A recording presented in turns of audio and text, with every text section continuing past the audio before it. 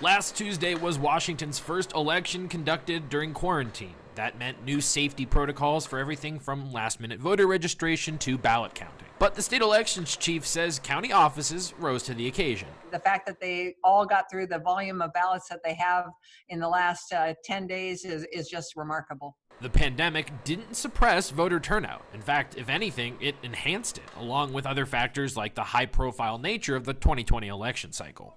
We're right now tracking to have the highest turnout in history for a primary election. I think that might be part of why we had such a good turnout, is that people were actually home.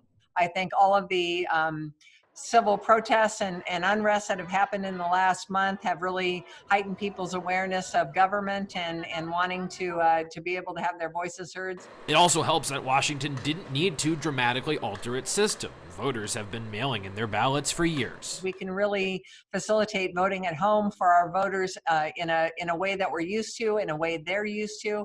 But there were more obstacles than just the pandemic. A vote-by-mail system naturally relies on the United States Postal Service, a service that's faced severe budget cuts this year and administrative priorities that have slowed down mail delivery in favor of packages. But we are seeing that the mail is taking just a little bit longer to get to us.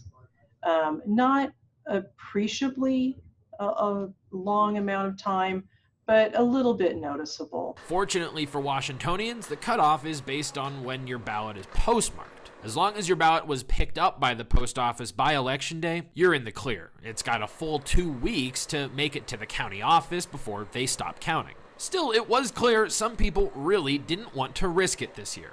Our white drop boxes got quite the workout. This election, we're running just above half of the ballots were returned through drop boxes. So I think voters were starting to be worried that their ballot might get delayed, so they use the drop boxes instead. There are also concerns about mail speeds for the general election in November, but not about receiving completed ballots, about getting ballots out to people who register or change their address last minute. Wyman says she's met with USPS to discuss options, and she's confident the mail will get to where it needs to go. But the state might have to pay a little extra to get those last-minute ballots out in time. Casey Decker, KREM 2 News.